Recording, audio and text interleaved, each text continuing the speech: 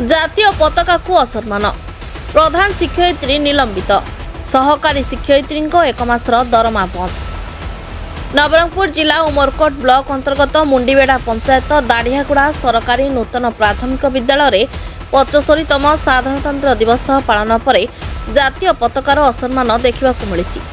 जनवरी 26 तारिख शुक्रवार ठारू जनवरी 28 तारिख रविवार पर्यंत संपूर्ण अवहेलित भावे जातीय पताका स्कूल हता भितर थिले मध्य आखि पड़ी नथिला प्रधान शिक्षयित्री पद्मा माझी किंबा सहकारी शिक्षयित्री अरुणा माझींकर।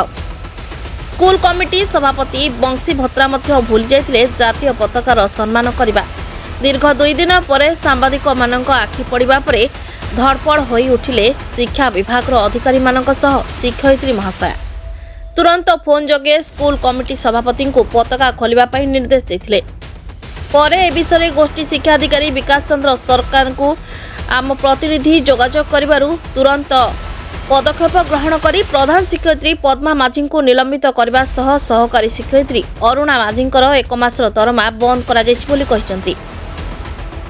जातीय पताकार खोलाखोली अवमानना पुणी शिक्षा विभाग द्वारा होइतिबारु ताहा ग्रामवासी माननकु घोर आघात देछि बोली सेमाने कहिसंती।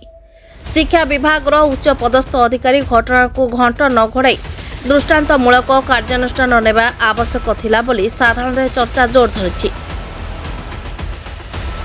होची हरिहरिजन मो गाँ होची दाड़ियागुड़ा मो पंचायत होची मुंडीगुड़ा ब्लॉक होची उमरकोट।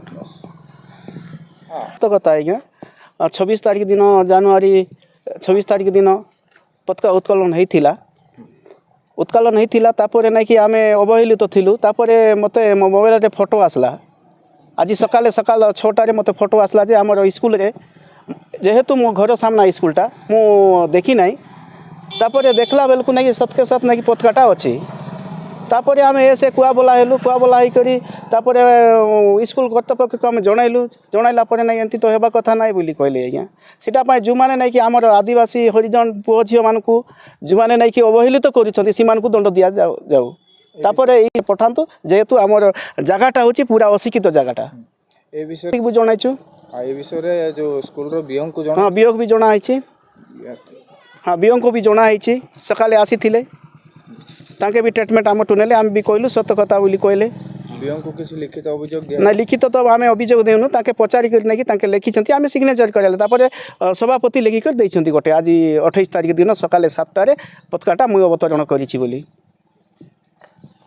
हाँ सीटा टिके असुविधा है आम पर खबर पाइलु एवं खबर पाइबा संगे संगे आम ऑफिस रो आम स्टाफ गले सेठिकार एसएमसी चेयरपर्सन आम स्टाफ जाइकी पताका से माने अवतरण करेले।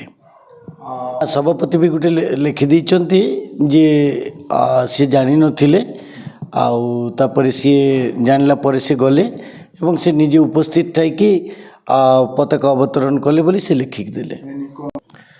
ना एटा जेहेतु गोटे सीरियस इश्यू एवं जातीय पताकार अवमानना तेणु तांको एग्नेस्ट संगे संगे दृढ़ कार्यानुष्ठान है एवं तांको इमिडिएटली सस्पेंड करागला। हाँ आमे ताको सस्पेंड कलु जेहेतु it's serious issue J national flag तार अवमानना करबा एवं सर्वोपरि जन शिक्षकों द्वारा एटा एक्सेप्टेबल नुह तेणु से गोटे एक्शन निया इमिडिएट। मोर ना हूँ अर्जुन माझी दाड़ियागुड़ा। आज कौन है स्कूल रे अभियोग आसला पताका को नहीं बोले आज्ञा जनवरी 24 रे नहीं कि पताका उत्तोलन है आज नहीं कि 8टा 7टा बेले नहीं कि 7टा 8टा बेले पताकाटा खुला है आज को 3 दिन है ये नहीं आप कहा को दोषी बन एबे नहीं कि हम हेडमास्टर को दोषी बाबू पताकाटा के उत्तोलन पताकाटा से गाँव सभापति को से मास्टर नहीं कि फोन करला फोन कर आसकर काटला बीओ भी आसते इनकर गले तापर पचारे नहीं आज 8टा बेले खोला है बोल कहलु बीओ ये विषय तो आज्ञा यहाँ कहवा निश्चय जो दिन नहीं कि आम पताका उत्तोलन करले से दिन तो काढ़वा कथा थिला संध्या 5टारे आज जब 3 दिन पर कड़ा हो असम्मान हो सम्मान दिया तो दंड का हेडमास्टर को दिया। नवरंगपुर प्रीतिरंजन दास को रिपोर्ट प्रतीक्षा न्यूज।